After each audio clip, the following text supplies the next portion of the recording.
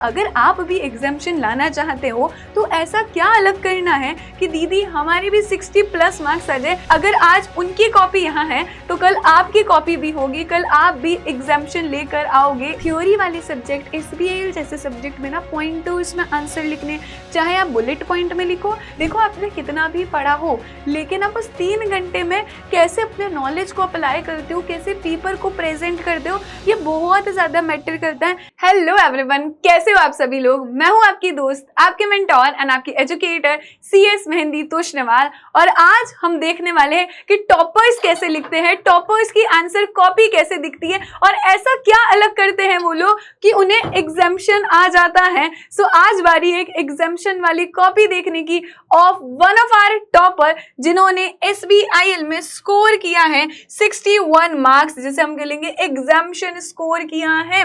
So original total marks she scored 54 and moderation के basis पर 7 marks extra करके उनका एग्जाम्शन आ गया 61। लेकिन अगर आप भी एग्जाम्शन लाना चाहते हो तो ऐसा क्या अलग करना है कि दीदी हमारे भी 60+ मार्क्स आ जाए, हमारी भी एग्जाम्शन आ जाए।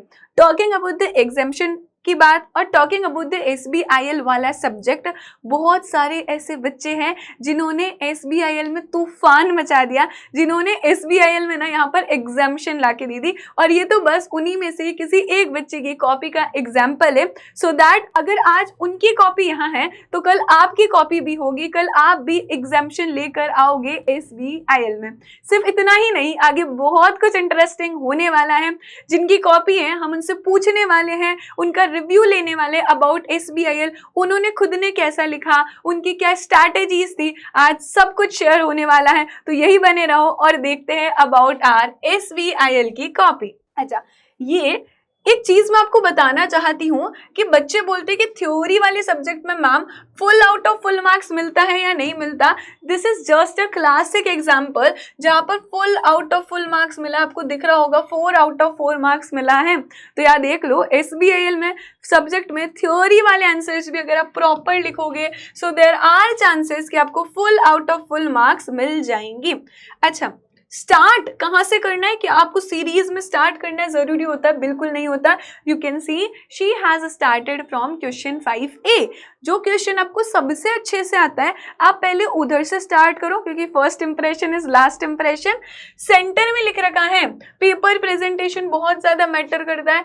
Answer to question number 5A, यानी कि साइड में नहीं लिखा, सेंटर में लिखा क्वेश्चन नंबर 5A का आंसर। ये क्वेश्चन पूछ रहा था अबाउट हमारा chapter number 20 internal complain committee. आपको एक्ट का नाम पता है तो मेंशन करो that provisions of prevention of sexual harassment वाला एक्ट। इंटरनल कंप्लेन कमिटी के बारे में बताया गया। यहाँ पर केस लॉ पता था इस बच्ची को, तो इस बच्ची ने केस लॉ भी मेंशन किया है एंड प्रॉपर अंडरलाइनिंग करी है। केस लॉ का कंक्लूजन किया है यहाँ पर एंड एक बार उसने प्रोविजन एक्सप्लेन कर दिया। देन यू कैन सी कि यहाँ पर कंक्लूजन है कि क्वेश्चन में ऐसा हो सकता है या नहीं हो सकता, जो क्वेश्चन में पूछा है वो हो सकता है कि नहीं हो सकता। So she has concluded her answer कि इट कैन बी कंक्लूडेड कि can not terminate the employ, employ को टर्मिनेट नहीं कर सकते हैं विदाउट कंडक्टिंग एनी इंक्वायरी। तो उन्होंने प्रोविजन लिखा, एक्ट बताया, हमारा प्रोविजन पे जो केस था उसको रिलेट किया और रिलेट करके उन्होंने कंक्लूजन बताया। You can see full out of full marks मिल गए। तो एग्जामिनर क्यों इंप्रेस नहीं होगा, सब कुछ परफेक्ट लिखा है and this is how you also have to write. Again question number 5B जहां पर बोला था मैटरनिटी बेनिफिट एक्ट के प्रोविजंस बताने। तो सबसे पहले इस बच्ची ने इंट्रोडक्शन दिया है कि मैटरनिटी बेनिफिट मिलेगा ही तब जब उसने 80 वर्किंग डेज काम किया पिछले 12 महीने में, और फिर पूरा मैटरनिटी बेनिफिट के बारे में आंसर लिखा। पॉइंट्स में आंसर लिखा है, पैराग्राफ्स में नहीं लिखा। वही मैं आप सभी को समझाती हूँ कि हमें थ्योरी वाली सब्जेक्ट SBIL जैसे सब्जेक्ट में ना पॉइंटर्स में आंसर लिखने, चाहे आप बुलेट पॉइंट में लिखो, चाहे 1 2 3 4 करके लिखो, बट ऐसे पॉइंटर्स में लिखो एंड नॉट इन पैराग्राफ।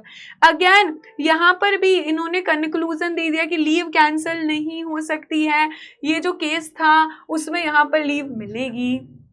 ठीक है। So this is the example कि कैसे लिखना है। सिर्फ इतना ही नहीं, हर आंसर में अंडरलाइन करना है।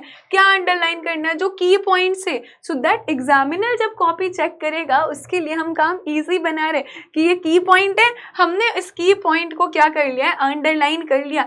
चीजें सीखने वाली हैं जो आपको समझनी पड़ेगी। अच्छा, अगर आपको नहीं पता है एक्ट का नाम तो आप क्या लिख सकते हो, एज पर रेलिवेंट प्रोविजंस लिख सकते हो और फिर एक्सप्लेन करो। प्रॉपर स्पेसिंग दी गई है, प्रॉपर लाइनिंग बनाई गई है, की पॉइंट्स को अंडरलाइन किया गया है, यहाँ पर कंक्लूड किया है, हर एक आंसर को यहाँ पर कंक्लूड किया गया है। आप देख सकते हो यहाँ पर हर चीज को कंक्लूजन में लिखा हुआ है कि केस एनालाइज करके प्रोविजंस के बेसिस पे हम ऐसा डिसाइड करते हैं ऐसा होना चाहिए या ऐसा नहीं होना चाहिए। And it is quite important कि आप भी इसी तरह से लिखो। ठीक है, इसी तरह से हमें लिखना रहेगा। अच्छा, कहीं भी बेटर रहता है कि अगर आपको किसी का आंसर नहीं भी आता ना, देखो पूरा 100 मार्क्स का पेपर है, 100 मार्क्स में से पूरा का पूरा पेपर आना इट इज नॉट पॉसिबल। लेकिन अगर आपको थोड़ा बहुत भी नहीं आता, आप उससे रेलिवेंट चीज लिख कर आओ, रेलिवेंट प्रोविजन लिख कर आओ, जहाँ 0 मार्क मिल रहा है वहाँ 1 या 2 मार्क मिल सकते हैं।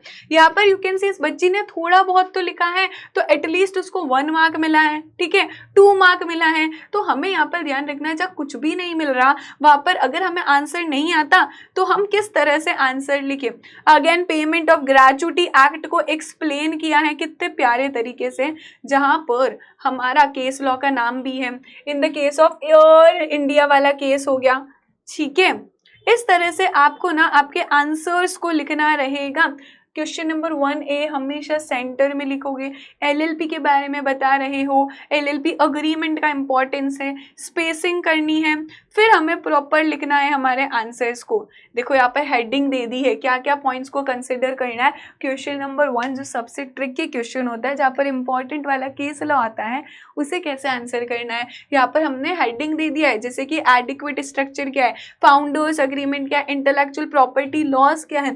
देखो आपने कितना भी पढ़ा हो, लेकिन आप उस 3 घंटे में कैसे अपने नॉलेज को अप्लाई करते हो, कैसे पेपर को प्रेजेंट करते हो, ये बहुत ज़्यादा मैटर करता है। And this is what makes you different. अगर टेबल पर तुम्हारी कॉपी पड़ी हुई है, एक और किसी और की कॉपी पड़ी हुई है, तो तुम्हारी कॉपी में कुछ अलग होना चाहिए, तुम्हारी कॉपी में कुछ अलग दिखना चाहिए, एंड तभी वो एग्जामिशन वाली कॉपी बनती है, तभी एग्जामिनर हेल्प करता है।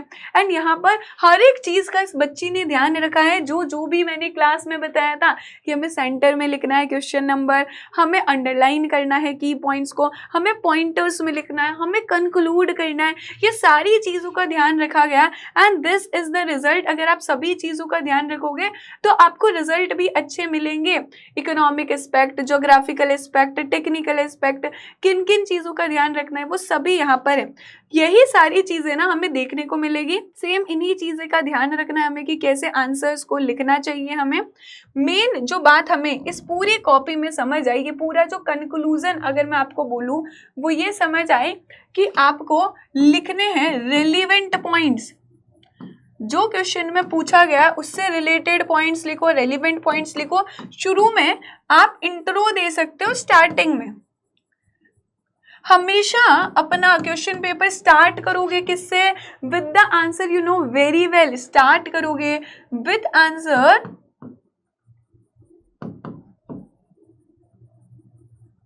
You know very well. अच्छा, एग्जामिनर का काम इजी करने के लिए हम क्या करेंगे, राइट इन पॉइंटर्स, पॉइंटर्स में लिखेंगे, प्रॉपर स्पेस देके लिखेंगे, अंडरलाइन करेंगे की पॉइंट्स को, और लास्टली सबसे important we are going to conclude. हम हमारे आंसर को कंक्लूड करेंगे। जो हमने इस कॉपी में देखा कि concluding your answer is very important. जो क्वेश्चन में पूछा गया वो तो आंसर लिखो। बहुत से बच्चे प्रोविजन लिख कर आ जाते बट कंक्लूड नहीं करते। इफ एट ऑल अगर आपको केस लॉ पता होगा तो डेफिनेटली केस लॉ एक एक्स्ट्रा एज देता है, आपको थोड़ा एक्स्ट्रा मार्क्स दे सकता है। तो हमें केस लॉ पता होना चाहिए। ये थी हमारे टॉपर की कॉपी, जिससे हमें पता चला कि कैसे पेपर प्रेजेंट करना and how the copy of a topper looks like. ठीक है, अभी हम टॉपर से ही पूछने वाले हैं कि उन्होंने SBIL की तैयारी कैसे करी, क्या क्या चीज़ें उन्हें हेल्पफुल रही, क्या चीज़ का ध्यान रखना चाहिए, किस चीज़ को मिस नहीं करना चाहिए। सो आगे मिलेंगे हम हमारे टॉपर से। Agrima, hello. Hi hello ma'am. Agrima, एक कैसे हो मिनट। मैम आप? मैं अच्छी हूँ, आप कैसे हो? मैम मैं भी अच्छी हूँ। सबसे पहले तो कॉन्ग्रेचुलेशंस इतने अच्छा स्कोर करने के लिए। आपका SBIL में एग्जाम्शन आया। अब जो हमारे आगे आने वाले CS एस्पिरेंट्स है ना, वो भी जानना चाहते कि जैसे अग्रिमा ने 61 मार्क्स स्कोर किया, एग्जाम्शन स्कोर किया, वैसे वो लोग कैसे स्कोर कर पाए। तो कुछ रिव्यूज है, कुछ क्वेश्चंस है हमारे बच्चों के मन के और मेरे मन के, जो हम अग्रिमा से जानना चाहेंगे। सबसे पहले तो अग्रिमा, आपको क्या लगता है SBIL की क्लासेस कितनी हेल्पफुल थी आपके लिए? मतलब जो हम क्लास में पढ़ते थे, वो PPT नोट से, हैंड रिटन नोट से, वो कितना हेल्पफुल था आपके लिए? मैम मैं तो टोटली उन पे ही डिपेंड थी। मैंने मॉड्यूल भी नहीं पढ़ा, सिर्फ जो आपके नोट्स थे, आप जो चार्ट बनवाते थे वो तो बहुत हेल्पफुल रहते थे। लाइक कॉन्सेप्ट एक ही बारी में दिमाग में चला जाता था। अरे वाह। बहुत मजा आता था क्लास में। अब बहुत मिस कर रहे हैं हमारी क्लासेस। अरे वाह, मतलब सिर्फ और सिर्फ आपने PPT notes, hand written note से पढ़ा, मॉड्यूल भी नहीं देखी? यस मैम, मॉड्यूल की सब चीज तो आपने पढ़ा दी थी। ऑसम, मतलब ये ट्रस्ट होता है बेटा, कि हम बच्चे को ट्रस्ट है टीचर पे कि सब कुछ उसमें से आ जाएगा और एग्जाम में भी आ ही गया होगा। अच्छा, तो पेपर प्रेजेंटेशन टिप्स, जैसे कि मैंने आपकी कॉपी हमारे बच्चों को भी दिखाई, आपने बहुत प्यारे तरह से प्रेजेंट किया, तो क्या पेपर प्रेजेंटेशन टिप्स है जो तुम देना चाहती हो हमारे स्टूडेंट्स को?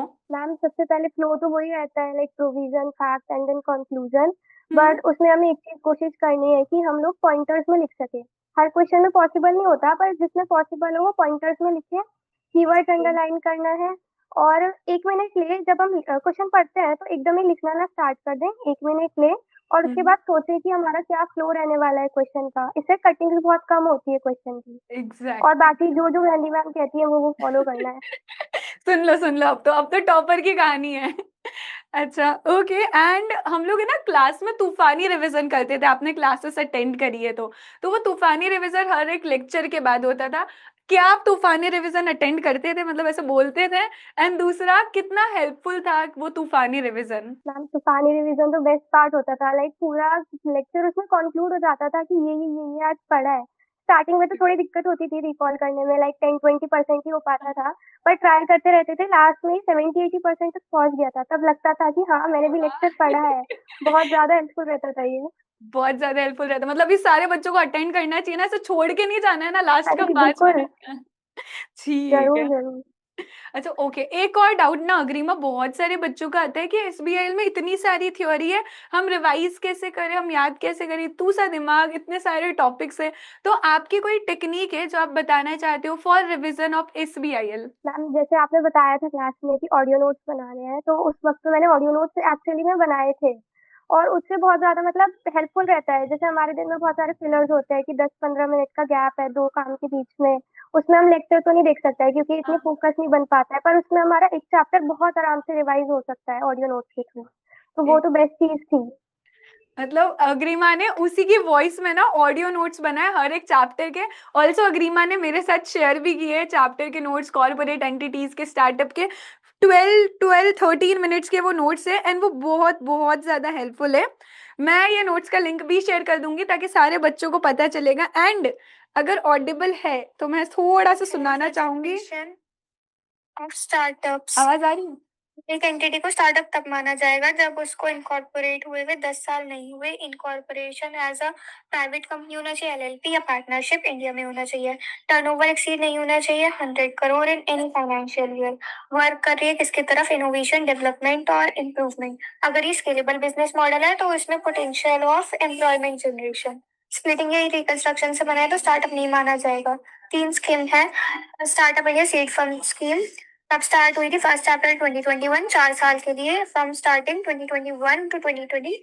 तो ये ऑडियो नोट्स है अग्रिमा के, जो मैं सारे बच्चों के साथ शेयर कर दूंगी। इसमें हेल्प क्या मिलती है ना, मैं अभी भी इनके ऑडियो नोट्स सुन रही थी, तो हम ऑडियो नोट्स को ऐसे बोल रहे as if she was teaching someone, वो खुद ही को पढ़ा रही है ऐसा लग रहा था, या फिर वो किसी और को पढ़ा रही है। And when ever you do something like this, कि हम किसी को पढ़ा रहे हैं, तो वो चीजें ना ज्यादा अच्छी तरह से रिटेन होती है, ज्यादा अच्छी तरह से हमारे दिमाग में जाती है। तो ये ऑडियो नोट्स वाली चीज है जो हमारे सारे बच्चे फॉलो कर सकते हैं यहाँ पर। अच्छा अग्रीमा, आपने अपने हैंड रिटन नोट्स अलग से बनाए थे या प्रॉपर वाले नोट्स पे ही रिलाई किया था, क्लास नोट्स पे? मैम जो आप बनवाते थे ना बस वही, स्टार्टिंग में तो मैंने खुद लिखे थे, आप वाले ही नोट्स खुद लिखे थे। हाँ। बट देन फिर अच्छा। क्लास का थोड़ा सा बर्डन हो गया तो मैंने प्रिंट निकलवाया था उन नोट्स का।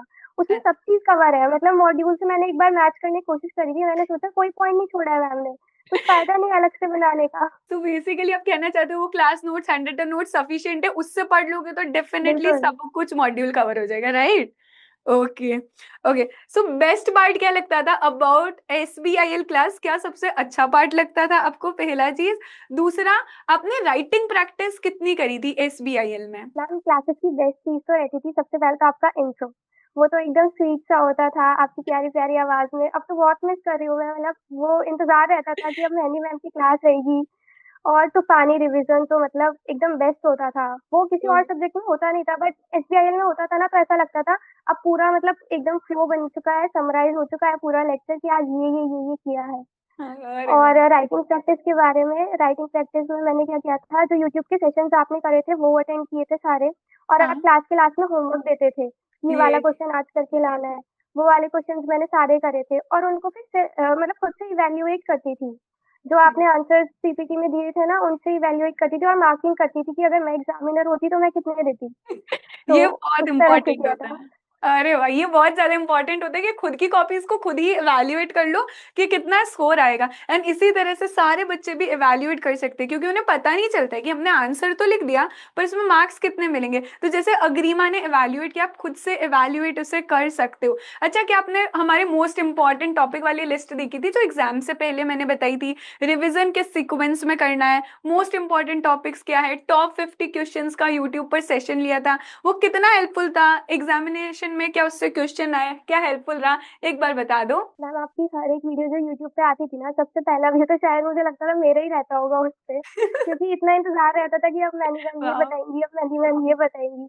और वो टॉप 50 क्वेश्चंस वाली मैंने भी अटेंड की थी, क्योंकि ना जैसे ऑडियो नोट से करता है तो वो बहुत जल्दी हो जाता है, 3-4 घंटे में हमारा पूरा सिलेबस कंप्लीट हो जाएगा। देन उसके बाद आपकी टॉप 50 क्वेश्चंस वाली लिस्ट देख लेती थी, तो एकदम कॉन्फिडेंस हो जाता था कि अब कुछ नहीं अरे छोड़ा है, अब तो वाह। बस पेपर करके आना है।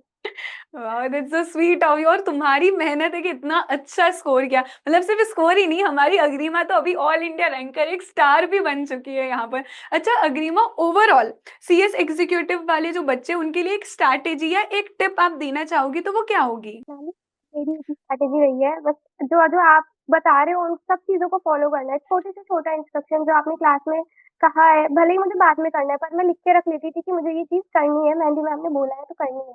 और वाह। आपने बताया था एक बार कि चैप्टर्स की लिस्ट बनानी है और उसमें लिखना Yes. है कि मतलब ये वाले चैप्टर का रिवीजन इतनी बार हो चुका है, वो टिक लगाते जाना है। वो वाली चीजें मैंने मेंटेन करी थी रजिस्टर के अरे पीछे, एंड उसमें मैं टिक लगाती थी प्रॉपर। वाह, मतलब मुझे बहुत अच्छा लग रहा है ये सब सुन के, कि हम as a teacher, as a faculty आप लोगों को क्लास में बोलते कि ये करना है आप लोगों के ही बेनिफिट के लिए, लेकिन हार्डली 1% या 2% बच्चे होते हैं जो फॉलो करते हैं। और मुझे लगता है जो फॉलो करते हैं ना, वो रिजल्ट सामने है। अग्रिमा और अग्रिमा जैसे बच्चे जिन्होंने एक्चुअल में ये सारी चीजें फॉलो करी है ना, फिर तो एग्जामिशन आएगी, फिर तो ऑल इंडिया रैंक आएगी। बट करते जाओ, मेहनत करते जाओ और फॉलो करते जाओ, मुझे ऐसा लगता है। ऑल्सो जो प्रो टिप मुझे अग्रिमा की लगी थी वो है ऑडियो कैप्सूल्स। बच्चों को रिवीजन करने में बहुत प्रॉब्लम आती है, जब आप खुद की वॉइस में रिकॉर्ड करोगे तो एक तो आप पढ़ाते पढ़ाते बोलोगे, फिर इसे रिकॉर्ड करोगे तो दिमाग में जाएगा, और उसे सुनोगे फ्री टाइम में कभी भी सुन सकते हो, बहुत बहुत हेल्प होने वाली है, प्लीज उसे यूज करना। और जो अग्रिमा के जितने भी वॉइस नोट्स है, मैं उसका ड्राइव लिंक अपलोड करवा दूंगी, करवा दूं ना अग्रिमा? बिल्कुल ओके। मैम। हमें परमिशन मिल गई अग्रिमा की, तो हम अपलोड करवा देंगे, तो उससे आपको हेल्प मिलेगी, आपको पता चलेगा किस तरह से रिकॉर्ड करना है, किस तरह से हमें हमारी आवाज में वो रिकॉर्डिंग सुननी है। So thank you so much Agrima, सबसे पहले तो मेनी मेनी कॉन्ग्रेचुलेशन फिर से। आई होप कि आप आगे भी आपकी लाइफ में ऐसे ही शाइन करते जाओ, you are a shining star. And believe me, आप हम सभी बच्चों के लिए तो इंस्पिरेशन हो ही, बट मेरे लिए भी यू आर एन इंस्पिरेशन। मैंने आपकी जर्नी देखी है और बहुत कुछ मुझे as a teacher, as a faculty faculty आपसे सीखने को मिला है और मुझे लगता है आप बहुत ही बड़ा मोटिवेशन बनने वाले हो हमारे CS एग्जीक्यूटिव एस्पिरेंट्स के लिए। और सभी अग्रिमा ने जो जो बोला है उसे फॉलो करना है क्योंकि रिजल्ट आपके सामने है। So thank you so much Agrima. Thank you ma'am, thank you so much, आपकी वजह से पॉसिबल हुआ है सब। थैंक यू, ये आपके एफर्ट्स से, मैं बस इतना ही बोलूंगी, आपके आपके पेरेंट्स के थोड़े से हमारे। Thank you.